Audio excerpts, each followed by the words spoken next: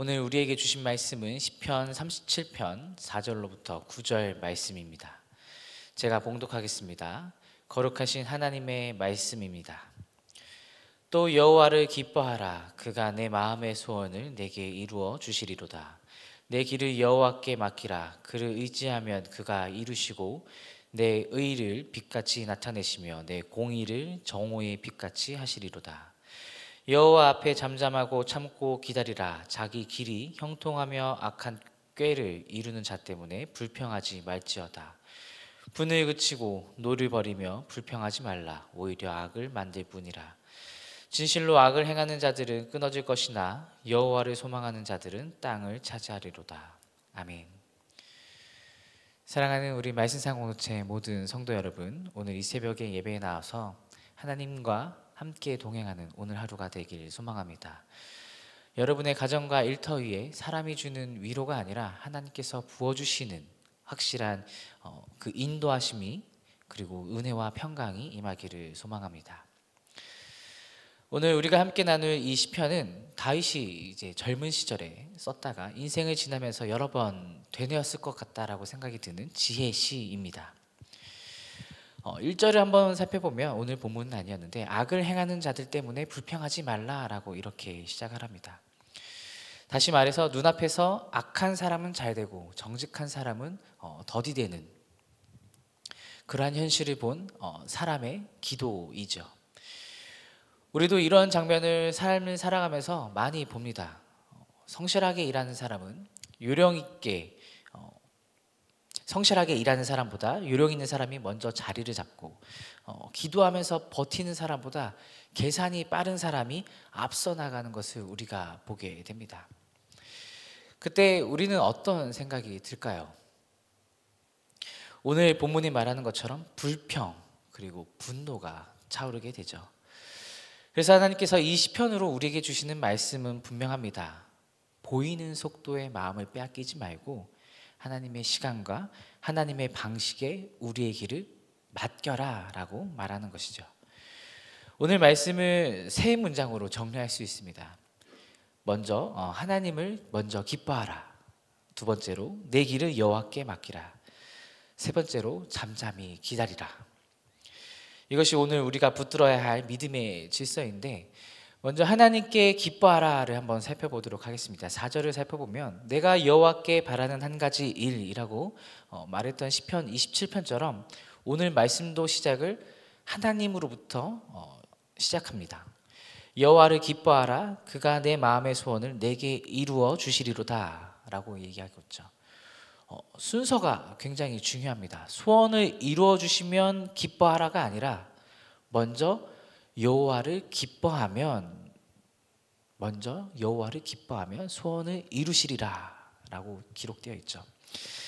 다시 말해서 참된 기도의 자리는 소원이 하나님을 움직이는 자리가 아닙니다.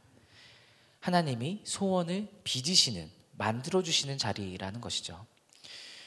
우리가 기도하면서 때로는 흔들릴 때가 있습니다. 왜 흔들릴까요? 하나님보다 내 소원이 먼저이기 때문입니다. 하나님을 기뻐하는 자에게는 하나님께서 그 소원을 재정렬해 주십니다. 그때 소원은 욕망이 아니라 우리의 소명이 되고 기도는 집착이 아니라 순종이 되는 것이죠.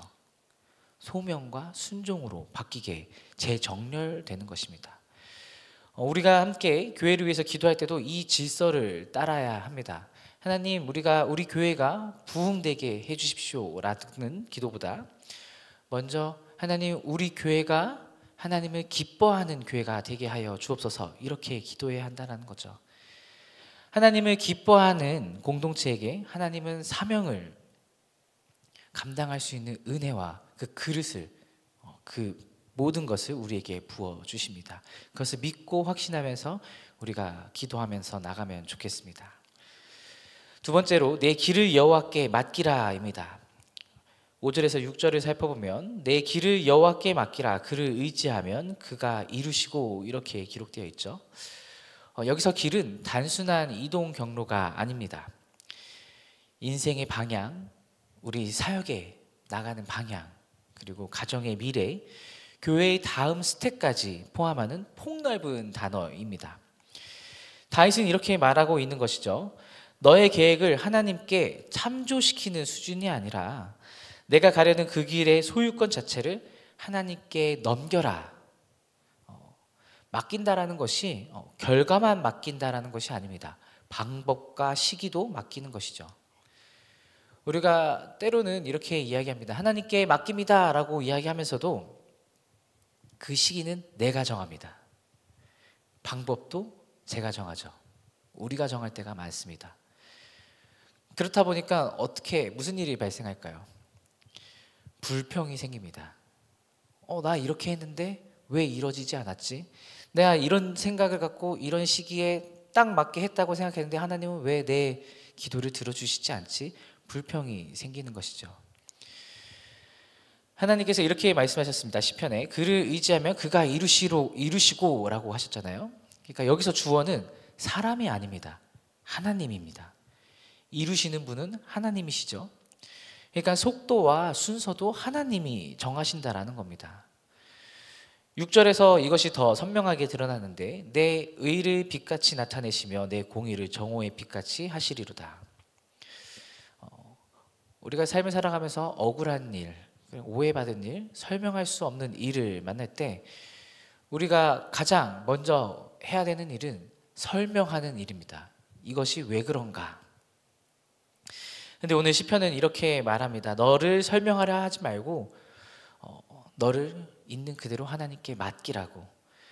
너의 의를 증명하려고 하지 말고 하나님께 맡기면 하나님께서 정오의 빛같이, 가장 밝은 때잖아요. 정오의 빛이 하나님께서 빛같이 드러내 주실 것이다 라는 겁니다.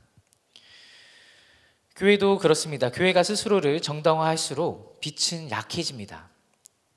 그런데 우리가 하나님께 맡길수록 우리의 사역을, 우리의 가정을, 우리의 직장을 하나님께 맡길수록 그 빛이 더욱더 강력해진다라는 것이죠.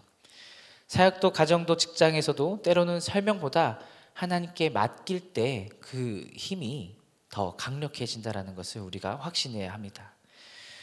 마지막으로 잠잠하고 참고 기다려야 합니다. 이 잠잠하라라는 표현을 우리가 한번 생각해 보면 아무것도 하지 말라라는 것이 아니라 하나님보다 앞서지 말라라는 것입니다. 기다리라는 것은 아무 일도 일어나지 않는 시간이 아니라 하나님의 일하시는 시간을 인정하라라는 말입니다. 왜 이렇게 말씀하시는 걸까요?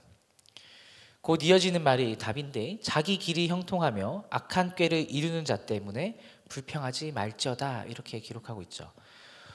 우리가 삶을 살아가면서 얌생이라고 표현할 수도 있는데 저 사람은 꼼수를 쓰면서 너무 잘 된다라는 장면을 볼 때 우리 마음에 두 가지 유혹이 옵니다.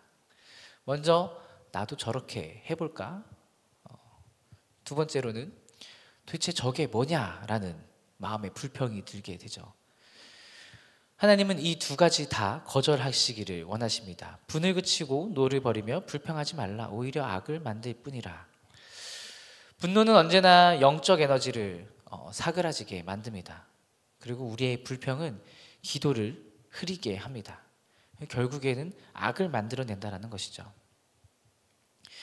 9절에서 이 싸움의 결론은 이렇게 이야기했는데 진실로 악을 행하는 자들은 끊어질 것이니 여호와를 소망하는 자들은 땅을 차지하리로다. 하나님이 지금 잘 되는 자를 보지 않으시고 마지막에 하나님 곁에 서 있을 사람을 찾고 계십니다. 우리가 살아가는 세상은 속도를 중요하게 여깁니다. 그러나 하나님은 지속성을 보고 계십니다. 세상은 성과를 보지만 하나님은 자신에게 맡기는 그 맡김을 보고 계십니다. 그러니까 우리 그리스도인은, 믿음의 사람은 오늘의 자극에 반응하지 않고 하나님의 시간에 반응을 해야 한다는 것이죠. 예수님이라면 우리가 어떤 삶을 살기를 원하셨을까요? 예수님께서 보여주신 그 모습을 한번 우리가 생각하면 좋겠습니다. 우리가 내 길을 여호와께 맡기라 이 말씀을 그대로 순종할 수 있는 이유가 바로 예수님께서 보여주셨기 때문이죠. 겟세마네에서 주님은 내 원대로 마옵시고 아버지의 원대로 하옵소서 이렇게 기도하셨잖아요. 이것이 시편 37편의 영적 정점이라고 볼 수 있습니다. 우리 주님께서 자신의 길을 하나님께 맡겼습니다. 하나님께 맡기니까 하나님께서 우리 주님을 지극히 높여 만물 위에 높여 주셨습니다. 그러니까 우리 그리스도 안에서 우리도 이렇게 담대히 말할 수 있는 것이죠. 하나님, 제 길의 소유권을 다시 주님께 돌려드립니다. 주님께서 이루어 주시는 길을 제가 걸을 수 있도록 나를 인도하여 주옵소서. 이렇게 기도해야 한다는 거죠. 우리 말씀상 공동체가 이 질서를 붙잡으면 세상의 속도에 비해서 우리는 좀 느려 보일 수 있습니다. 때로는 돌아가는 것처럼, 뒤로 돌아가는 것처럼, 반대 방향으로 달려가는 것처럼 보일 수 있습니다. 그런데 하나님이 이루시는 일은 한 번 열리면 닫히지 않습니다. 사람의 손으로 연 문은 사람의 손으로 닫히지만 하나님께서 열어주신 문은 아무도 닫을 수 없다라는 것이죠. 그러니까 우리의 사역도, 우리의 가정의 일도, 가정의 문제도, 직장의 일도, 관계의 문제도 이 원리를 따라야 합니다. 주님 속도가 아니라 하나님의 시간에 내가 맞추겠습니다. 눈에 보이는 형통이 아니라 하나님의 의가 드러나는 것을 선택하겠습니다. 내 모든 것을 하나님께 맡기오니 주님께서 이루어 주옵소서. 이렇게 고백하면 해야 한다는 것이죠. 말씀을 정리하고자 합니다. 오늘의 삶 가운데 우리가 지키면서 적용해야 할 것이 세 가지가 있는데, 첫 번째로 일이 잘 돼서가 아니라, 소원을 들어주셔서가 아니라 하나님이 나와 함께 계시기 때문에, 하나님이 아름다우시기 때문에 그것으로 인하여 기뻐하시길 바랍니다. 두 번째로 기도의 내용을 우리가 변화시켰으면 좋겠습니다. 하나님, 이렇게 해주십시오가 아니라 하나님, 오늘 주님의 뜻을 내 삶 속에서 이루어 주옵소서. 이렇게 기도하면서 나가면 좋겠습니다. 마지막으로 우리의 정체성을 기억하면서 나가면 좋겠습니다. 우리는 그리스도인이잖아요. 하나님을 따라가는, 그리스도를 주로 믿는, 그러니까 주인으로 모시는 그분께 우리의 길을 맡겨야 한다는 것이죠. 직장의 문제, 자녀의 문제, 가정의 문제, 여러 가지 삶을 살아가면서 풀어야 하는 과업들이 있는데, 이것들이 내가 반드시 성공시켜야 하는 프로젝트가 아니라 하나님께서 내게 맡기신 그 사명과 소명의 자리로서 내게 맡기신 일을, 이루실 일을 다시 하나님께 맡겨드리면서 이루어간다라는 것을 기억하면서 나가면 좋겠습니다. 이 시간 이렇게 하나님께 맡겨드리면서 하나님과 동행하는 저와 여러분이 되길 주님의 이름으로 축복합니다. 기도하겠습니다. 사랑이신 주님, 오늘 말씀으로 우리의 마음을 다시 하나가 되게 하여 주옵소서. 보이는 형통 때문에 불편했던 마음을 거두어 주시고 내 길을 여호와께 맡기라 하신 말씀에 오늘 순종하면서 살아가게 하여 주옵소서. 우리의 소원이 먼저가 아니라 주님을 먼저 기뻐하는 자리에서 다시 빚어지게 하시고 우리의 의와 수고를 주님의 정오의 빛같이 드러내실 때까지 하나님 잠잠히 기다리며 인내하는 믿음을 우리에게 주옵소서. 우리의 가정과 일터와 교회의 앞날을 주님께 맡겨드립니다. 사람이 아니라 주님께서 이루어졌다고 고백하는 나를 보게 하여 주옵소서. 모든 영광이 오직 주님께만 돌아가고 복이 머무는 공동체가 아니라 하나님의 말씀의 복이 흘러 세상으로 흘러가는 공동체가 될 수 있도록 도와주옵소서. 감사드리며 이 모든 말씀 예수 그리스도의 이름으로 기도드립니다. 아멘. 함께 공동 기도 제목을 읽으며 우리 다 같이 기도하도록 하겠습니다. 지금 들은 말씀이 내 삶으로 이어지게 하옵소서. 동네 세매주 성경 말씀 묵상과 순장들을 통해 각 동네마다 믿음의 기초가 굳건히 세워지게 하옵소서. 수험생과 취업준비생을 축복하시고 지혜와 능력을 더하시고 귀한 열매 맺게 하옵소서.